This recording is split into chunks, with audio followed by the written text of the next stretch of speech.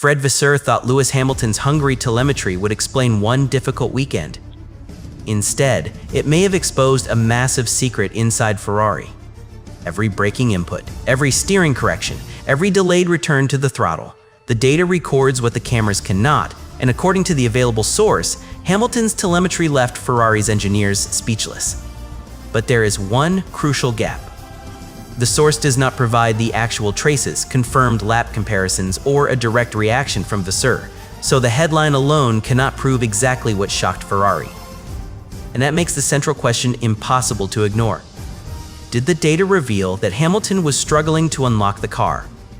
Or did it show that he was already extracting everything available while secretly compensating for a weakness Ferrari had failed to understand?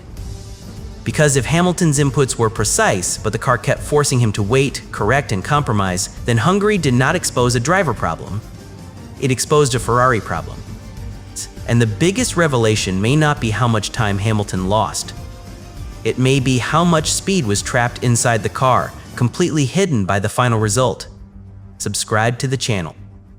To understand why this claim could matter so much, we need to begin with one simple truth. A Formula One result can lie without being false. The finishing position is real. The lap time is real. The gap to another driver is real. But none of those numbers explain what the driver had to do inside the car to produce them. That is where telemetry changes the story. Telemetry records the hidden conversation between Hamilton and the Ferrari. Every time he touches the brake, the system sees it. Every time he turns the wheel, applies the throttle, or makes a correction, the system records that too. The cameras show the car moving around the circuit. The data shows the struggle happening underneath. And that distinction is critical. Because a driver can look slow for two completely different reasons. He may simply fail to extract the performance. Or he may be protecting the car from a weakness that would become even more costly if he pushed harder. From the outside, both situations can look almost identical. Inside the telemetry, they can be worlds apart. Imagine watching someone walk carefully across a floor. At first, you might think they are nervous. Then you discover the floor is covered in ice. Suddenly, the careful steps do not look weak. They look intelligent. That is the kind of difference engineers search for. They are not only asking where Hamilton lost time, they are asking why he lost it. Was he braking early because he lacked confidence? Or because the rear of the car was moving under braking? Was he waiting before applying full power because he was hesitant? Or because the tires could not handle the force? Was he making steering corrections because he made a mistake? Or because the car reacted differently from what Ferrari expected? Those questions sound small. They are not. Each answer points responsibility in a different direction. One points toward the driver. Another points toward the setup. Another points toward the tires. And the most uncomfortable answer points toward Ferrari's understanding of the car itself. That may be why the wording surrounding this story feels so dramatic. The available material claims Hamilton's Hungary Telemetry exposed something significant enough to leave Ferrari shocked. But it does not provide the actual braking traces. It does not show confirmed throttle comparisons. It does not include a verified reaction from Fred Vasseur. And it does not reveal the exact secret supposedly hidden inside the data. So the headline cannot be treated as proof. But it creates a mystery Ferrari would have to take seriously. Because telemetry is not emotion. It is evidence. Hamilton can describe what the car felt like. Engineers can disagree. Commentators can form their own opinions. Fans can argue about whether he should have driven differently. Then the data appears, and the data begins removing the easy excuses. If Hamilton's inputs were inconsistent, Ferrari could focus on adaptation. If his braking changed wildly from lap to lap, the team could question his confidence. If his throttle application showed hesitation without a clear mechanical reason, the explanation might remain with the driver. But what if the opposite happened? What if Hamilton repeated the same controlled inputs, only for the car to respond unpredictably? What if the same weakness appeared in the same phase of the corner? What if he was not searching for speed, but constantly preventing the car from crossing the limit? That would change everything. Because one mistake is a driver problem. A repeated pattern is an engineering problem. And Formula One engineers live through patterns. They compare laps. They compare corners. They compare tire conditions. They search for the exact moment where a clean lap begins falling apart.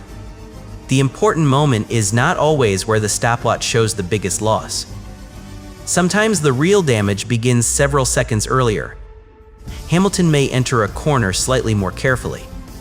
That means he carries less speed. With less speed, the car rotates differently. If the car does not rotate, he reaches the exit at a worse angle. Then he must wait before applying full throttle. That delay follows him down the straight. The timing screen shows one loss. The telemetry reveals a chain reaction. And this is why Hungary can be such a revealing circuit. The corners are connected. One imperfect movement affects what comes next. The driver cannot simply reset after every mistake. A weakness in one corner can damage an entire sequence. It is like missing one step while running downstairs. You may recover, but your balance has already changed. Hamilton may have been doing that throughout the lap. Recovering, correcting, protecting, trying to stop one weakness from becoming a much larger problem. And if he managed it well, the difficulty may have been almost invisible. That is one of the strange truths about great drivers. Sometimes their skill hides the car's weakness. A less experienced driver may spin. He may lock a tire. He may run wide. The problem becomes obvious.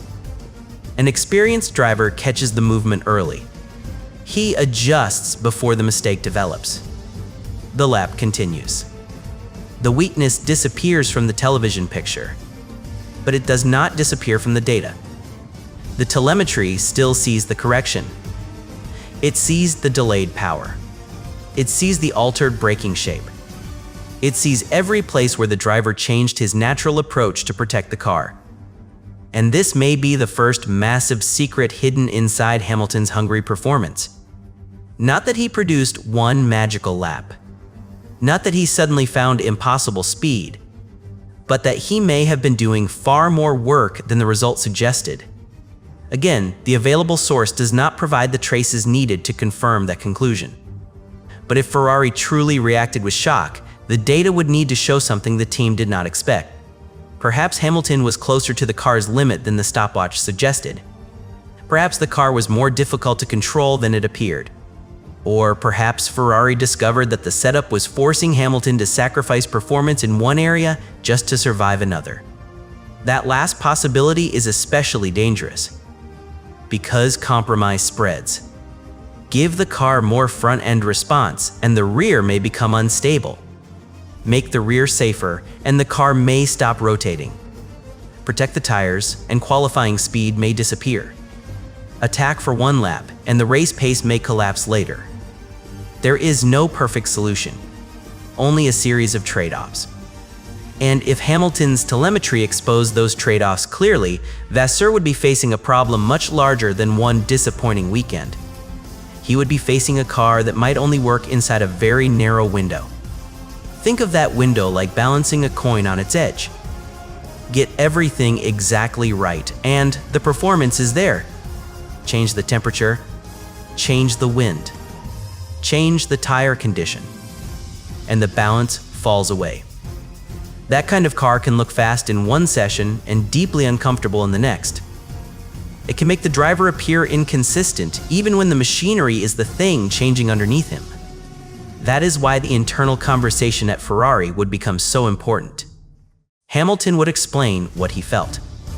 The engineers would compare his words with the traces. Vasseur would need to decide whether the problem came from adaptation, setup, or something deeper. And if the data supported Hamilton, the entire direction of the discussion would shift. Ferrari would no longer be asking how Hamilton could change his driving. Ferrari would be asking how the car needed to change for Hamilton. That sounds like a subtle difference. It is not. Changing the driver's technique can happen quickly. Changing the character of a Formula One car can affect setup philosophy, development choices, and the way future upgrades are judged.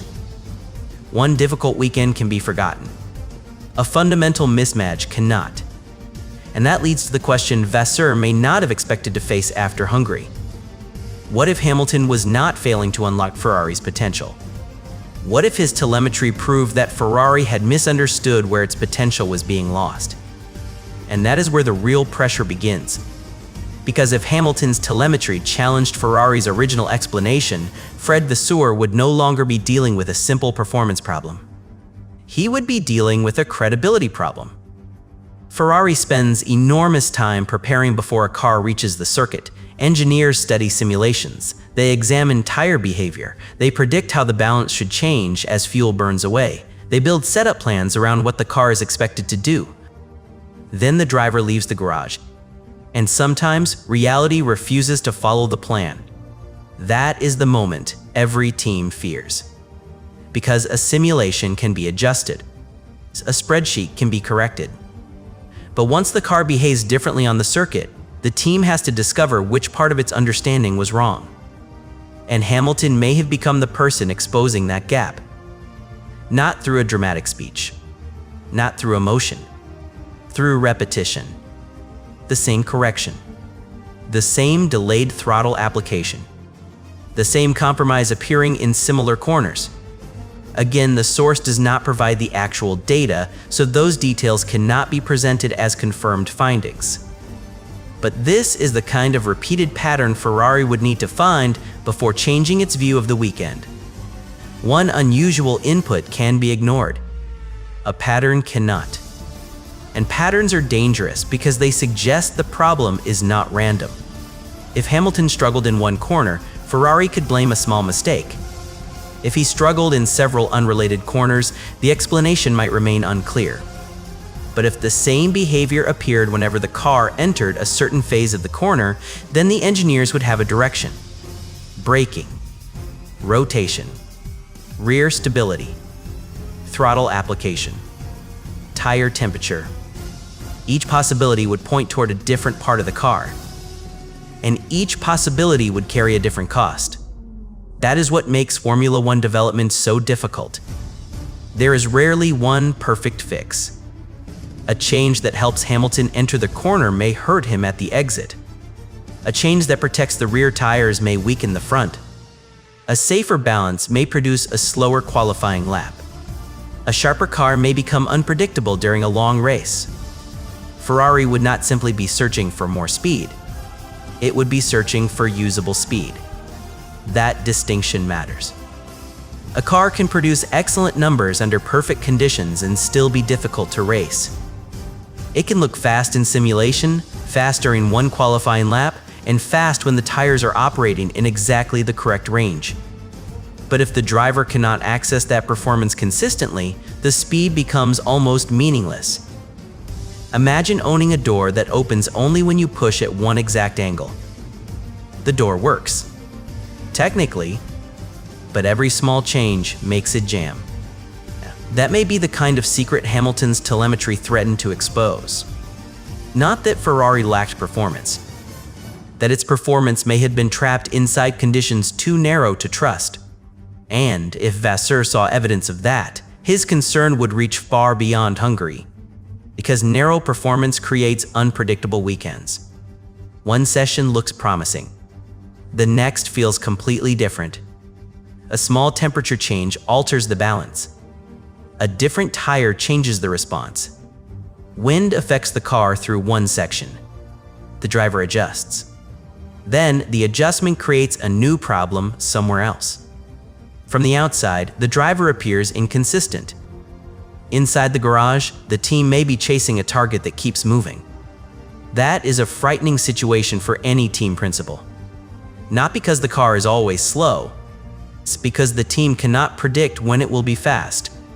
A consistently slow car gives engineers a clear problem.